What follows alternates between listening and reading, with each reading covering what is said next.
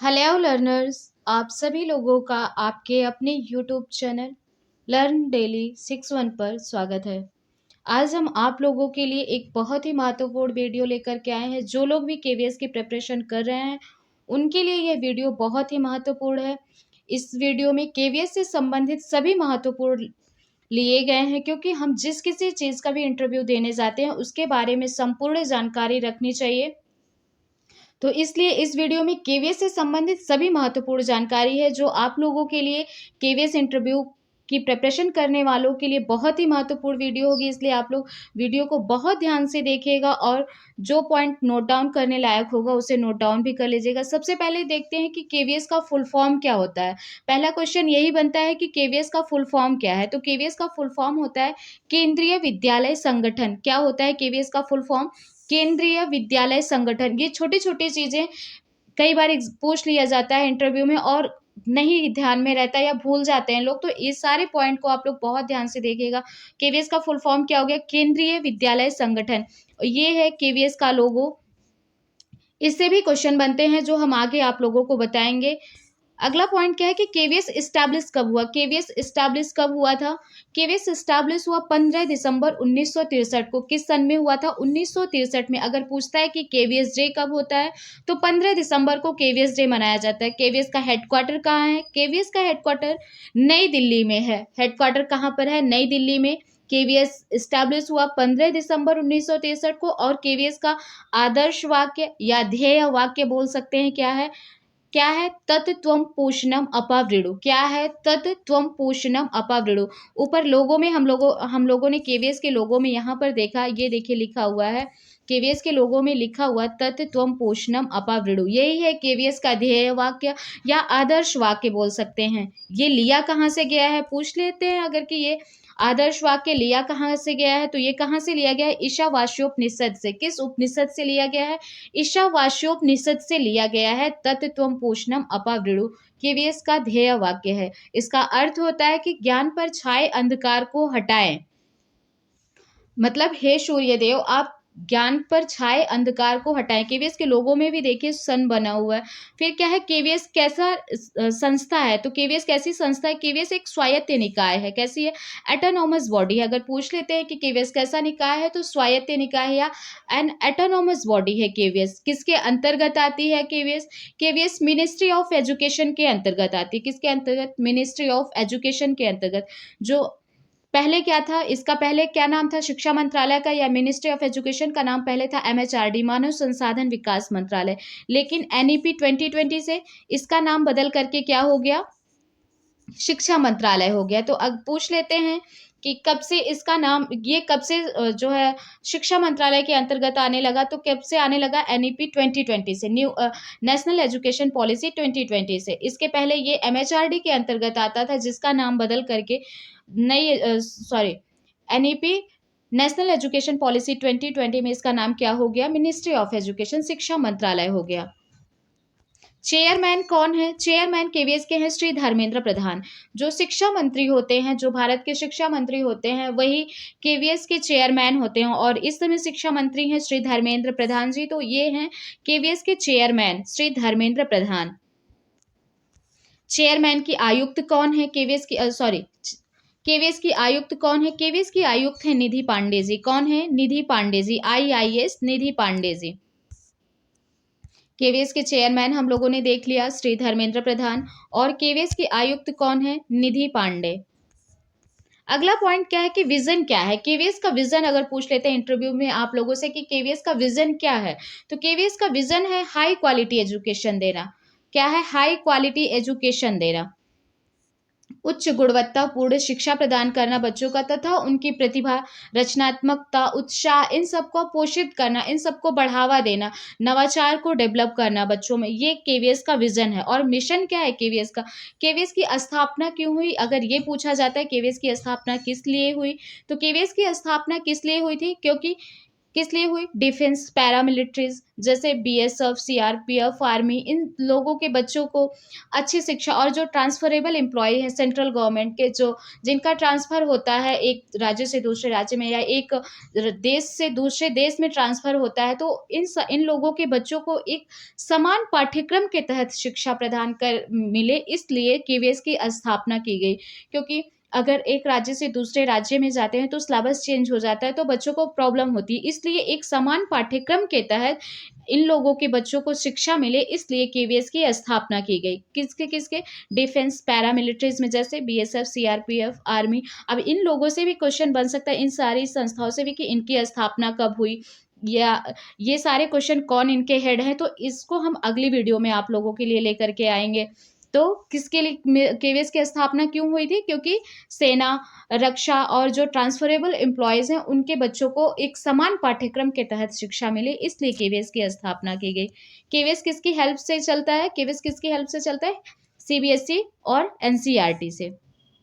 किसके किसके? सीबीएसई और एनसीईआरटी। ये क्वेश्चन बन सकता है कि केवीएस किसकी हेल्प से कार्य करता है, तो सीबीएसई और एनसीईआरटी से। केबीएस में सीबीएसई बोर्ड से पढ़ाई होती है, और पाठ्यक्रम कौन तैयार करता है? एनसीईआरटी तैयार करता है। पाठ्यक्रम एनसीईआरटी बनाता है और सीबीएसई बोर्ड से पढ़ाई होती है। और क्या है केबीएस का मोटो? क्या है? राष्ट्रीय एकता और भारतीयता की भावना को डेवलप करना। अगर पूछ लेते हैं कि केबीएस का मोटो क्या है, तो राष्ट्रीय एकता और भारतीयता की भावना को डेवलप करना बहुत ही महत्वपूर्ण पॉइंट है। और केवीएस के क्या क्या मोटो हैं ये देखते हैं। पहला तो राष्ट्रीय एकता और भारतीयता की भावना को डेवलप करना। दूसरा क्या है?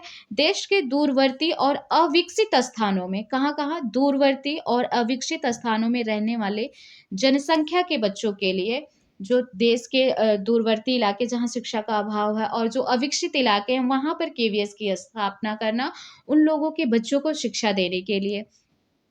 कुछ इंपॉर्टेंट पॉइंट देखते हैं हम लोग केवीएस के। कुछ इंपॉर्टेंट पॉइंट क्या है?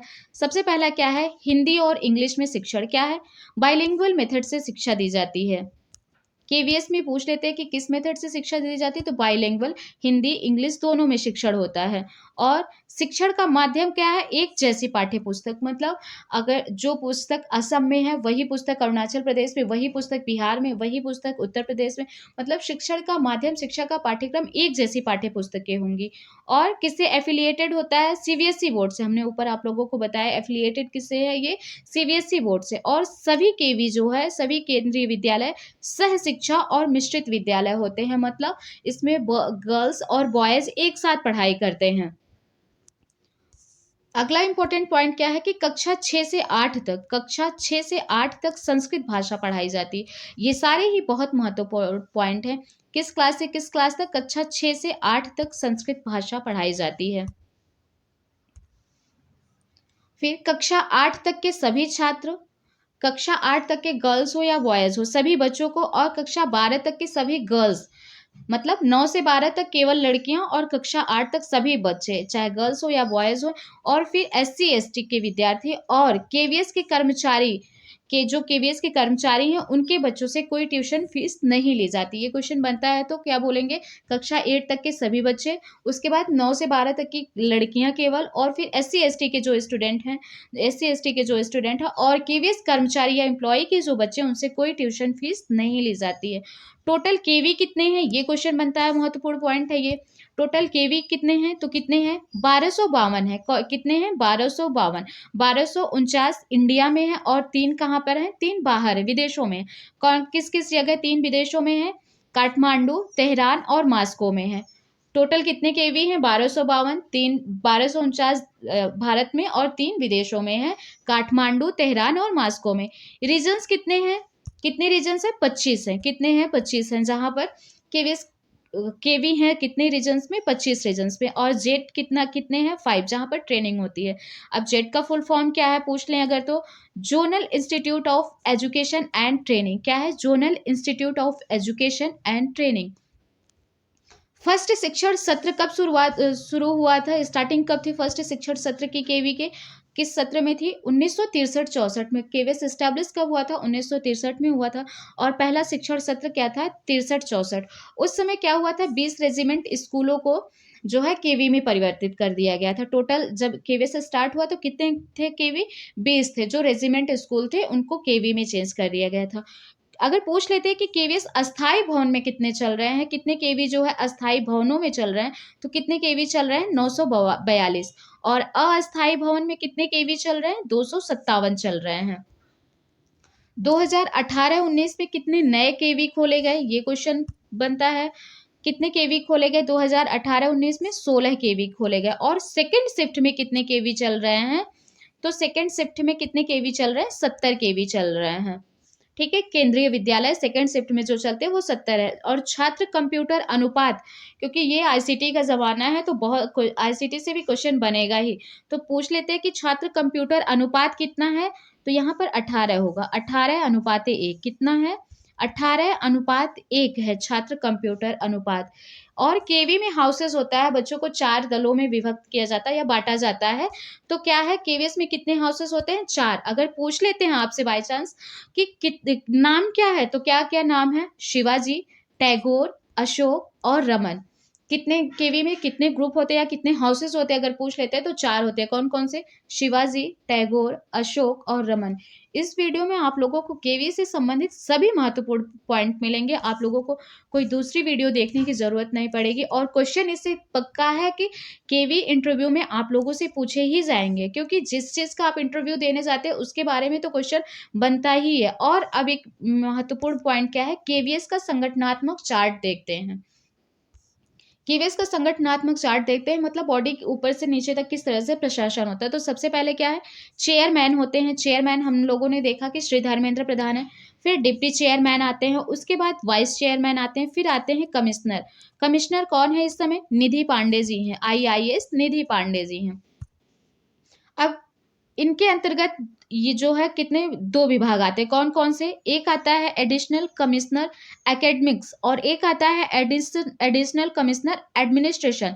एक तो एकेडमिक का होता है, एक एडमिनिस्ट्रेशन का हो गया। इस तरह से देख लीजिए आप लोग, कमिश्नर के अंतर्गत 2 हो गए, एडिशनल कमिश्नर एकेडमिक और एडिशनल कमिश्नर एडमिनिस्ट्रेशन। अब एडिशनल कमिश्नर एकेडमिक्स में देख लेते हैं सबसे पहले हम लोग। ये इसके अंतर्गत 2 विभाग कौन कौन से आते हैं? एक ज्वाइंट कमिश्नर एकेडमिक और एक ज्वाइंट कमिश्नर ट्रेनिंग। ठीक, कमिश्नर के अंतर्गत 2, additional commissioner academic, additional commissioner administration. फिर एकेडमिक में 2 हो गए, ज्वाइंट कमिश्नर एकेडमिक और ज्वाइंट कमिश्नर ट्रेनिंग। फिर ज्वाइंट कमिश्नर एकेडमिक भी 2 विभाग होते हैं। कौन कौन से? एक होता है डिप्टी कमिश्नर एकेडमिक और एक होता है डिप्टी कमिश्नर एकेडमिक्स।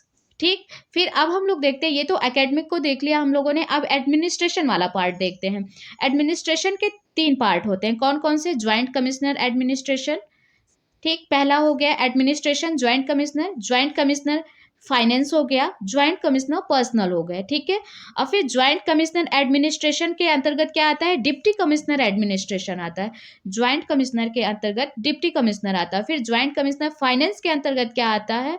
ये तो एडमिनिस्ट्रेशन के अंतर्गत आया, डिप्टी कमिश्नर एडमिनिस्ट्रेशन। अब ज्वाइंट कमिश्नर फाइनेंस के अंतर्गत कौन आए? Deputy commissioner administration and finance. ये है केवीएस का पूरा संगठनात्मक चार्ट। आप लोग इसे अच्छे से देख लीजिए, अगर क्वेश्चन इससे बनता है तो गलत ना होने पाए। तो हम लोगों ने देख लिया कमिश्नर 2 पार्ट में थे, एकेडमिक और एडमिनिस्ट्रेशन में। एकेडमिक कितने पार्ट में डिवाइड है और एडमिनिस्ट्रेशन। ये है केवीएस का संगठनात्मक चार्ट। अब हम लोग देख लेते हैं कि इस समय कौन कौन है, किस पद पर कौन कौन है। तो हम लोगों ने देखा कि कमिश्नर इस समय कौन है? निधि पांडे जी हैं, आईआईएस निधि पांडे जी। और उसके बाद फिर इसके 4 पार्ट हम लोगों ने देखे थे। सबसे पहला क्या है? एडिशनल कमिश्नर एकेडमिक देखा था हम लोगों ने। और फिर एडिशनल कमिश्नर क्या देखा था? एडमिनिस्ट्रेशन देखा था। और इनके अंतर्गत ओएसडी डिफेंस आते हैं और क्या है? सुप्रिटेंडिंग इंजीनियर भी आते हैं। ये कमिश्नर के अंतर्गत 4 पार्ट हैं। कौन कौन से? Additional commissioner academic, additional commissioner administration, OSD या डिफेंस, सुप्रिटेंडिंग इंजीनियर।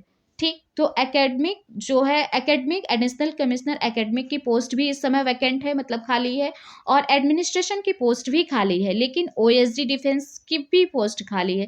केवल एक पद पर, सुप्रिटेंडिंग इंजीनियर के पद पर कौन है? श्री अनुज विज जी है। कौन है? श्री अनुज विज जी हैं। ये तो हो गए कमिश्नर के अंतर्गत 4 विभाग, जिसमें से 3 खाली हैं और एक पद पर ही हैं, केवल सुप्रिटेंडिंग इंजीनियर के पद पर हैं श्री अनुज विज जी। अब देख लेते हैं कि एडिशनल कमिश्नर एकेडमिक के अंतर्गत जो विभाग आते हैं उसमें कौन-कौन है? एक क्या-क्या है हम लोगों ने देखा था ऊपर कि जॉइंट कमिश्नर एक एकेडमिक थे और एक जॉइंट कमिश्नर ट्रेनिंग थे। ठीक, जॉइंट कमिश्नर एकेडमिक कौन है इस समय? कौन है उसके हेड? कौन है? श्री एन.आर. मुरली जी हैं। कौन है? श्री एन.आर. मुरली जी हैं। और ट्रेनिंग के हेड कौन है? मिस चंदना मंडाल हैं। कौन है? मिस चंदना मंडाल हैं। ठीक है, ये तो हो गए। उसके बाद फिर देखते हैं एडिशनल कमिश्नर एडमिनिस्ट्रेशन के अंतर्गत कौन-कौन है? सबसे पहले कौन है? ज्वाइंट कमिश्नर एडमिनिस्ट्रेशन फर्स्ट कौन है? मिसेस अजीता लॉन्गज़ेम है। अजीता लॉन्गज़ेम है। कौन है? मिसेस अजीता लॉन्गज़ेम। ये एडमिनिस्ट्रेशन फर्स्ट। एडमिनिस्ट्रेशन सेकंड के अंतर्गत कौन है? डॉक्टर जयदीप दास हैं। डॉक्टर जयदीप दास। और फिर ज्वाइंट कमिश्नर पर्सनल के अंतर्गत हैं डॉक्टर पी देवा कुमार। पर्सनल है कौन है? डॉक्टर पी देवा कुमार। पी से पर्सनल, पी से क्या है? डॉक्टर, इनके नाम में भी पी आ रहा है और ये क्या है? ज्वाइंट कमिश्नर पर्सनल है तो डॉक्टर पी देवा कुमार। अब ज्वाइंट कमिश्नर क्या है? फाइनेंस कौन है? श्री सत्यनारायण गुलिया जी हैं। फाइनेंस कौन संभाल रहे हैं? सत्यनारायण गुलिया जी।